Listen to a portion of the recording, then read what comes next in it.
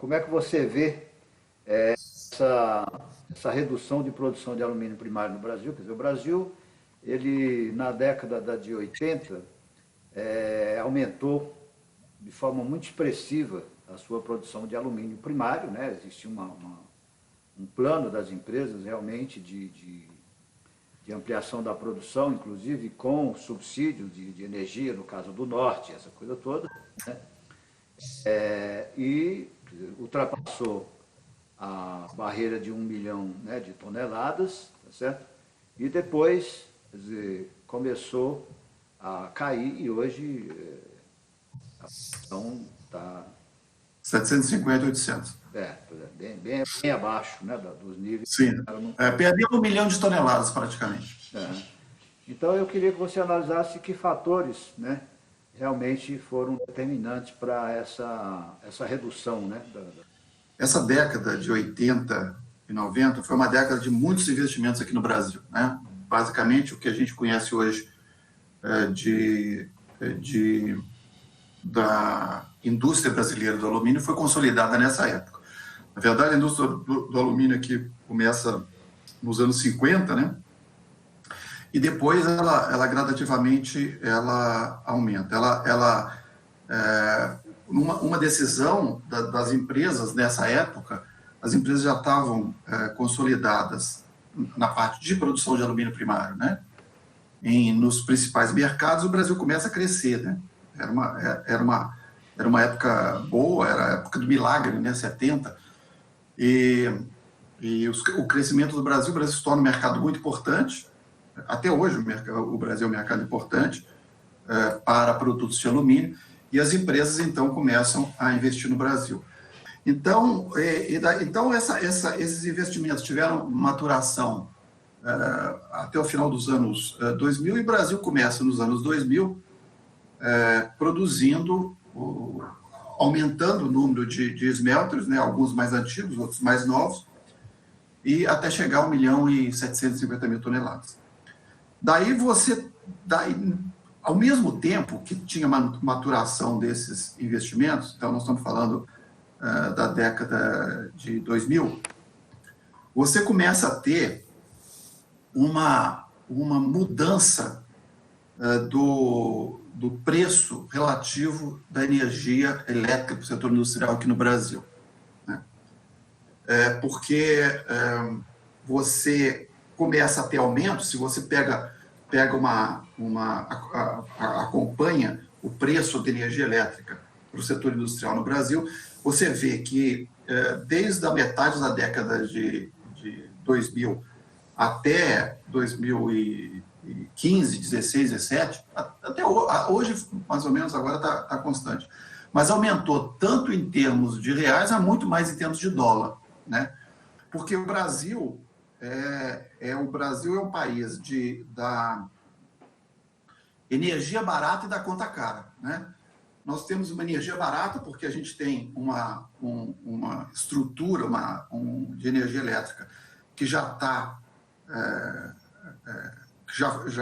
as grandes hidrelétricas já estão depreciadas. Você tem outros investimentos agora em energia renovável, né? Então, a nossa matriz não é cara, como é uma matriz chinesa, por exemplo, como é uma matriz europeia, que é nuclear, chinesa é de carvão. Mas a nossa conta, por conta de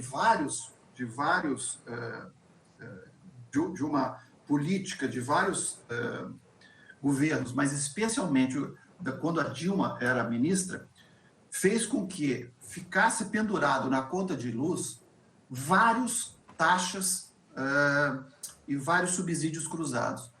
Então, hoje, você tem uma conta muito cara, e essa conta foi aumentando. Alumínio primário, o alumínio, de modo geral, é uma commodity, então você compete no mercado internacional, então não é que você tem uma estrutura de custo mais cara aqui no Brasil, vai vender mais caro, você não consegue. E isso fez com que as plantas, uma a uma, ficassem viáveis do ponto de vista de lucratividade, né? Energia elétrica para um smelter é o segundo maior custo, né, depois da alumina, e então foi fechando uma planta atrás da outra, né, porque não aguentou a concorrer com o mercado internacional. E o que aconteceu foi que a gente perdeu, em 5 anos nós fechamos 5 plantas, e quando chegou em 2017 a gente tinha só 2 plantas funcionando. A última foi a planta da Lumar, em São Luís, né? E quando chegou em 2017, a gente só tinha 2 plantas funcionando, uma da Hidro em Barcarena, lá em Belém, e outra da CBA aqui em São Paulo. Então, infelizmente, a gente hoje só tem 750, 800 mil toneladas de produção primária, e o restante dessa produção primária do consumo de alumínio tem que ser importado, né? O Brasil consome 1.500 toneladas de produtos de alumínio, e daí a conta mais ou menos essa: você tem metade do consumo, metade desse consumo, a produção desse produto de 1.500.000 toneladas de produtos vem da reciclagem, né? 40 e muitos, 50 e poucos por cento. O restante vem de alumínio primário, né? Então esse alumínio primário não é suficiente. Então você importa, até o ano passado, né, algo como 250 mil toneladas por ano.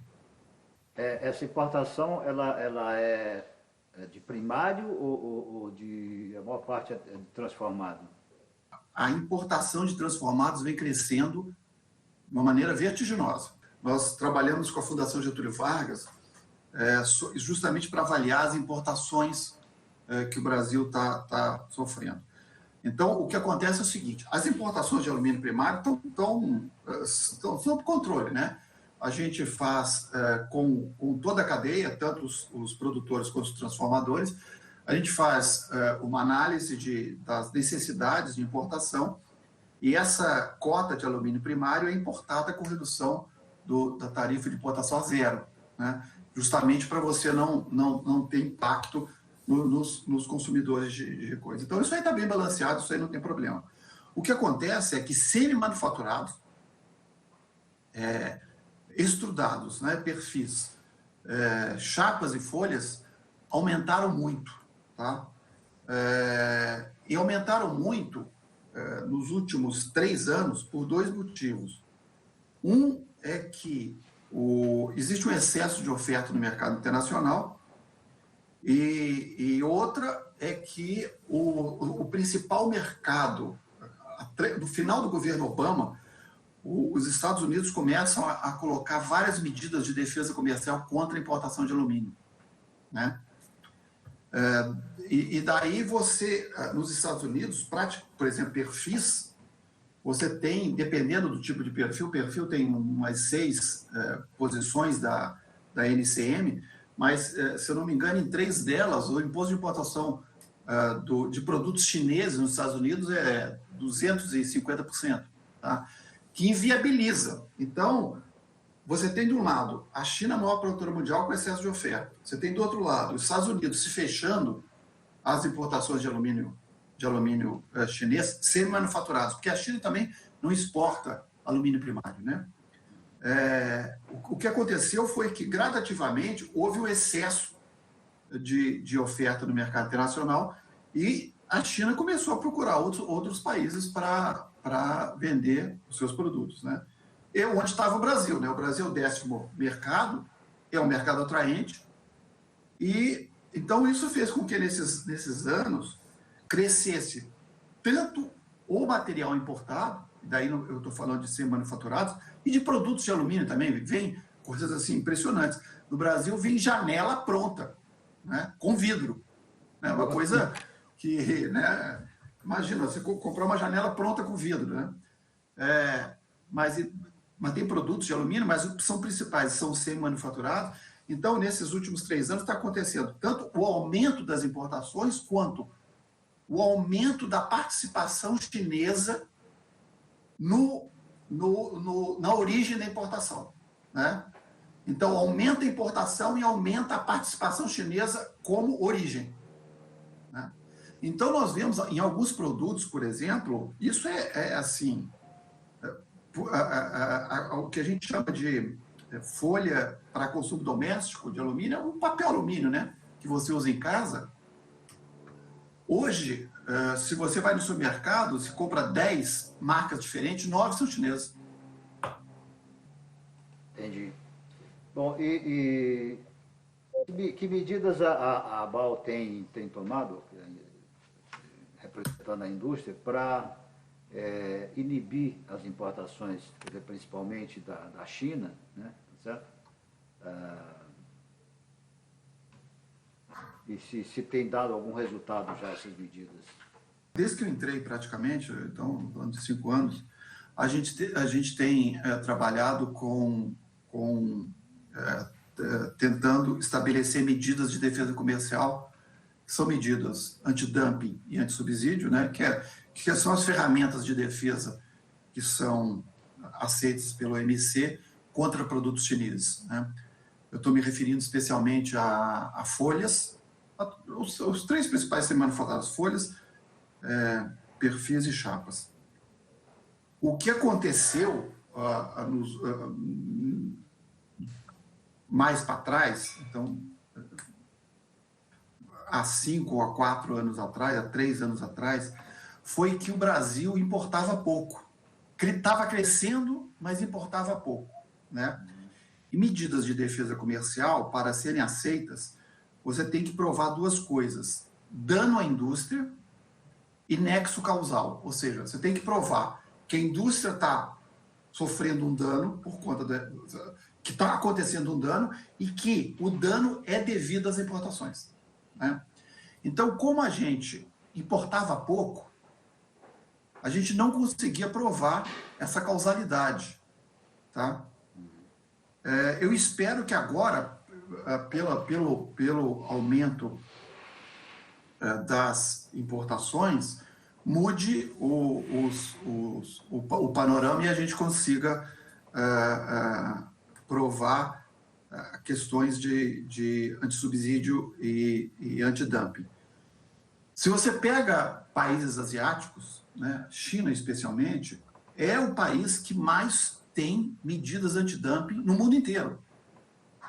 Na verdade, se você pega os 10 principais mercados de produtos de alumínio, e o Brasil é o 10º, 8 tem muitas medidas antidumping e antissubsídio para a China. Muitas. Um não tem, que é o Japão, mas o Japão, na verdade, toda a parte de regulamentação técnica retira os produtos chineses do Japão. Então, na prática, dos 10 principais mercados, o Brasil é o mais aberto às importações. Bom, por conta disso, a gente está trabalhando nessas medidas de defesa comercial.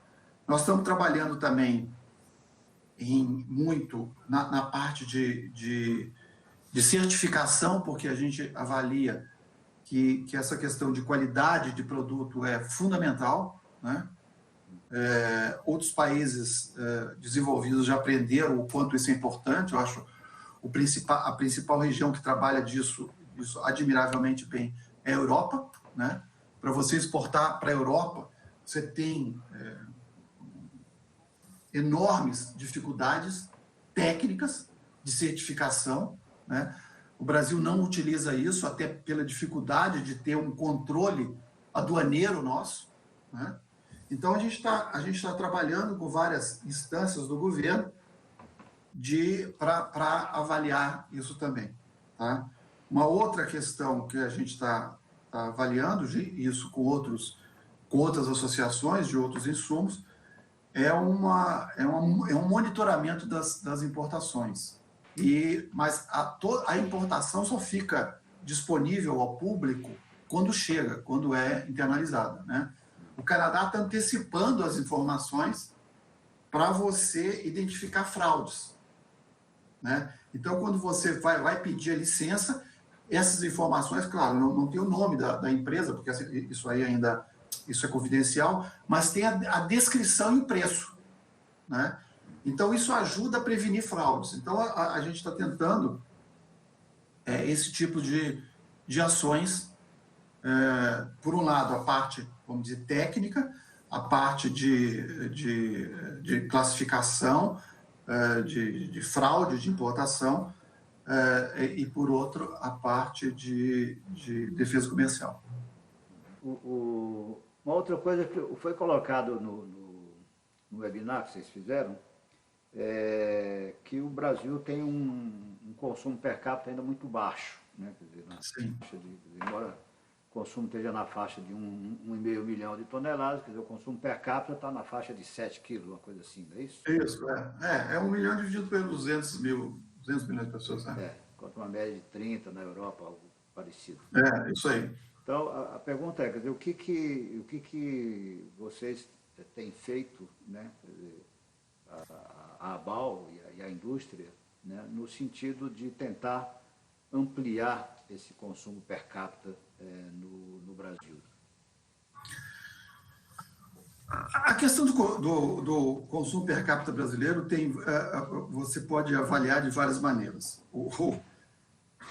O principal driver é renda per capita. Tá? Então, quanto a isso, a gente precisa fazer, tem que fazer como cidadão, mas não como associação do alumínio. Né? Você tem, quando você compara com a Europa, você está comparando, os Estados Unidos, você está comparando com uma renda per capita que é 20 vezes a nossa. Né? Então, obviamente, como o alumínio está diretamente relacionado com com o consumo, né? Tanto consumo de bens duráveis como não duráveis, é óbvio que quando você tem mais dinheiro para gastar com bens, quando a população tem mais dinheiro para gastar com bens, você tem essa é uma questão. Tá? Tirando essa, tem um driver importante que é transportes. Tá?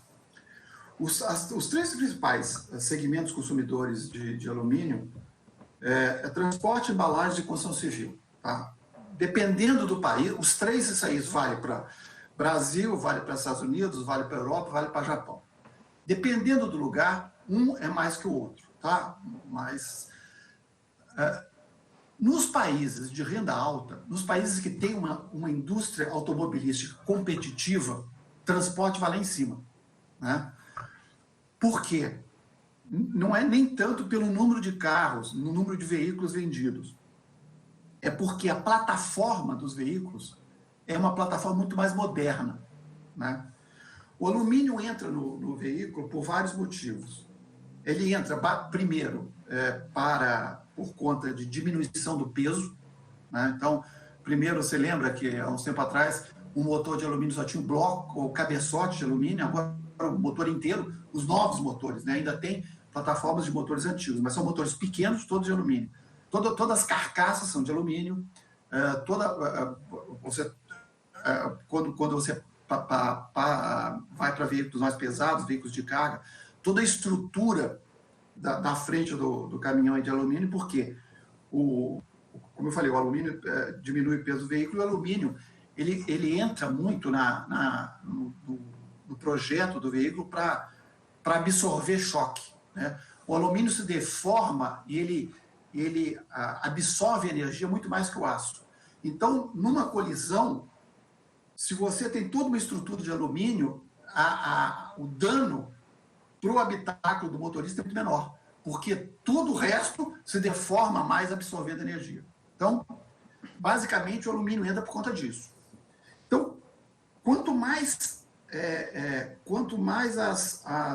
a regulamentação dos veículos é apertada do ponto de vista de consumo e de segurança, mais alumínio você tem. Né? Então, depois de utilizar alumínio na estrutura dos veículos, assim, na parte que não é carroceria, já há uns 5 anos atrás, tanto os Estados Unidos quanto a Europa começaram a usar alumínio para fechamento dos carros, para fazer a carroceria. Né?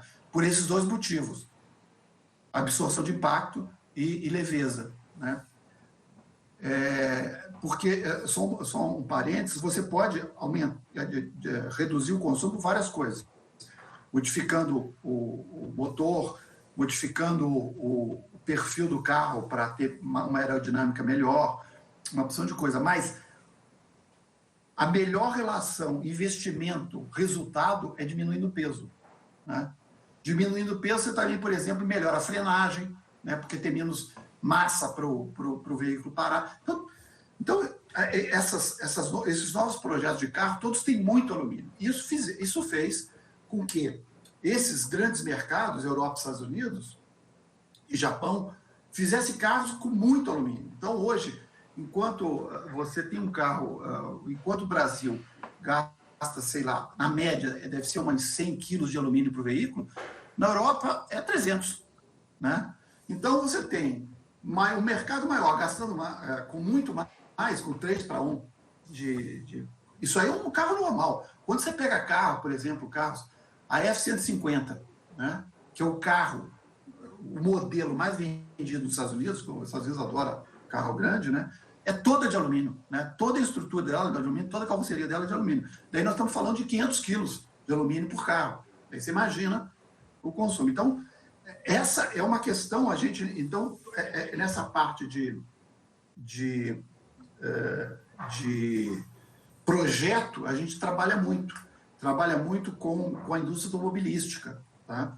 Agora mesmo a gente está fazendo um projeto bem interessante, que é um projeto com 14 empresas, sendo 3, eu acho, ou 2 da ABAL, montadoras e sistemistas, né? Um projeto que tem com o IPT e que foi parcialmente financiado pela Embrapi, tá? Um projeto de adesivagem, não é adesivagem, adesivagem é uma das alternativas, mas de união de elementos. Então, por exemplo, plástico e alumínio, plástico e aço, né? Para você avaliar qual que é melhor e qual é a melhor maneira de fazer, né? Então, é adesivagem, é solda por fricção, tem uma opção de coisas. Isso está sendo avaliado. Então, são essas coisas, porque a gente percebeu que os cursos de engenharia têm muita falta de conhecimento de alumínio. A gente tem encontrado várias empresas e hoje, quando você projeta alguma peça, você projeta tudo por computador, né? Você não é que faz a peça, vai fazendo, você projeta tudo por computador. E até falta de dados, de ligas de alumínio, para colocar nos programas de computador tem. Sabe? Não tem uma biblioteca. Então, essa nossa...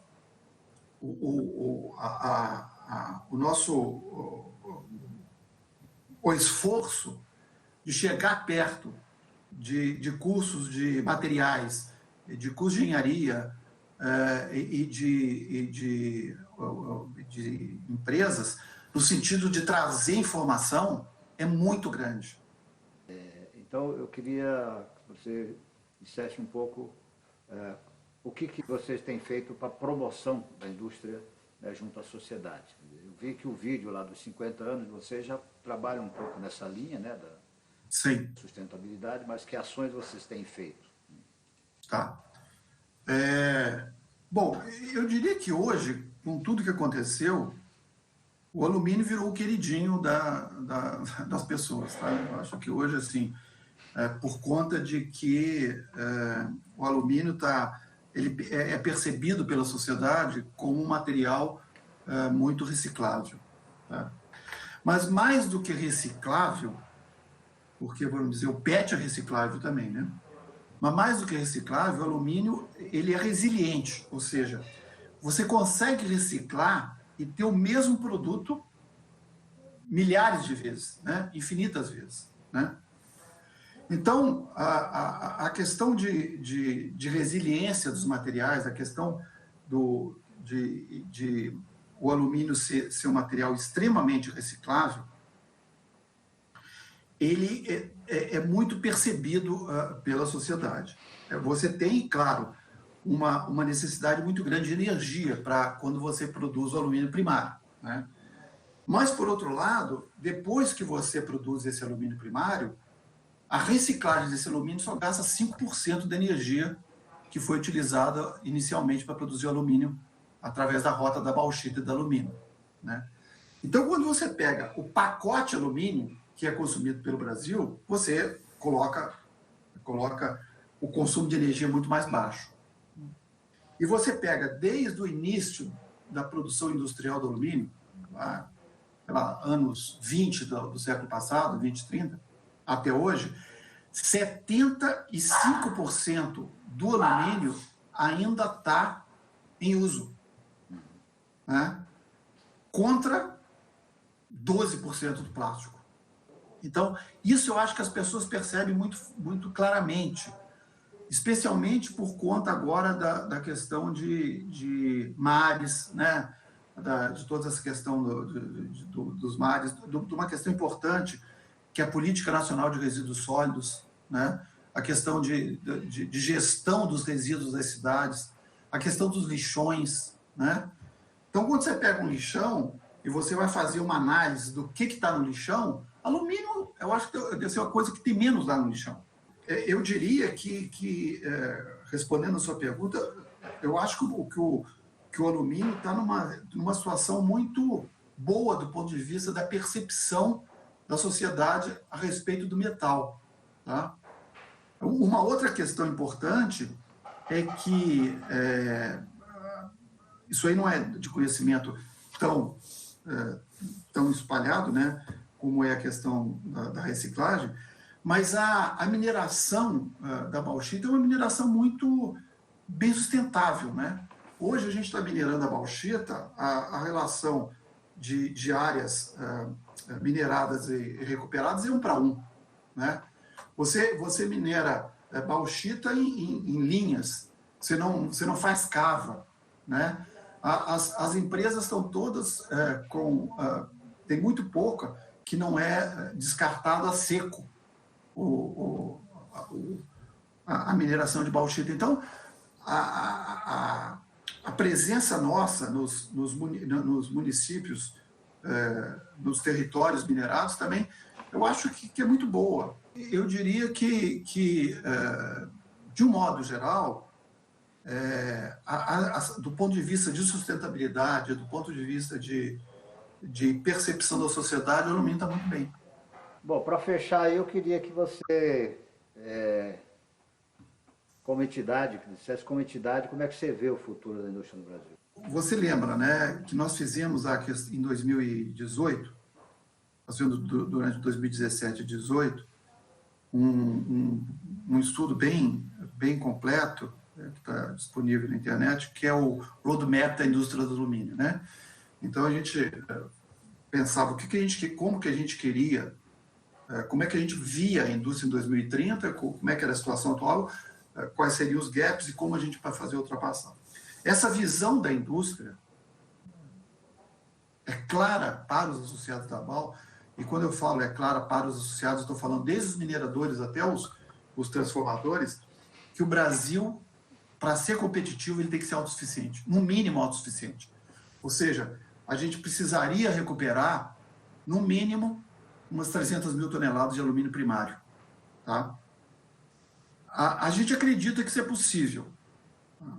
Eu acho que isso aí vai depender da gente resolver algumas questões de energia, né?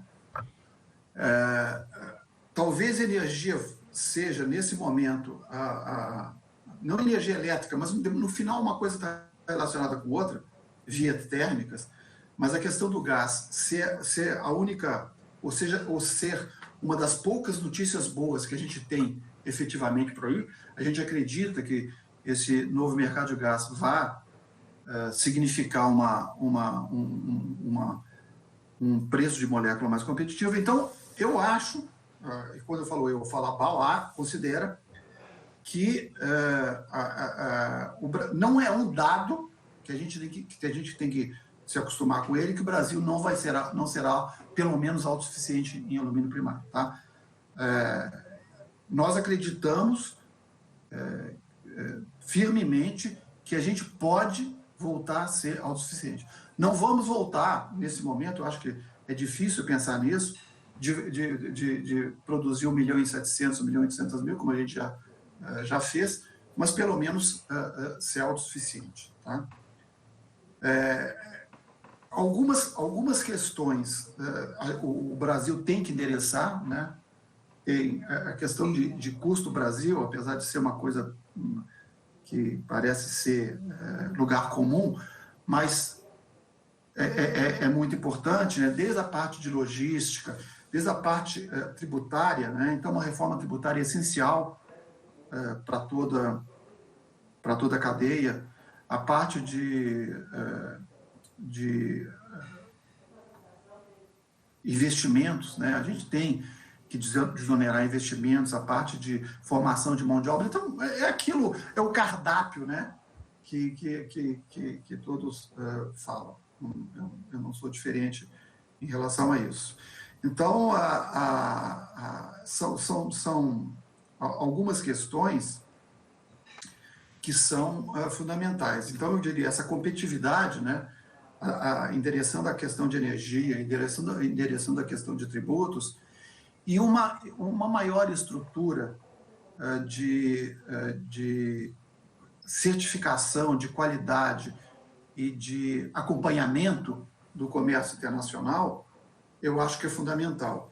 Eu vejo também como importante uma maior integração do Brasil no mercado internacional de alumínio. Então, acho importante tanto o Brasil conseguir ser um maior exportador de alumínio a partir de um aumento da produção, como ter essa troca dentro de um comércio justo, né?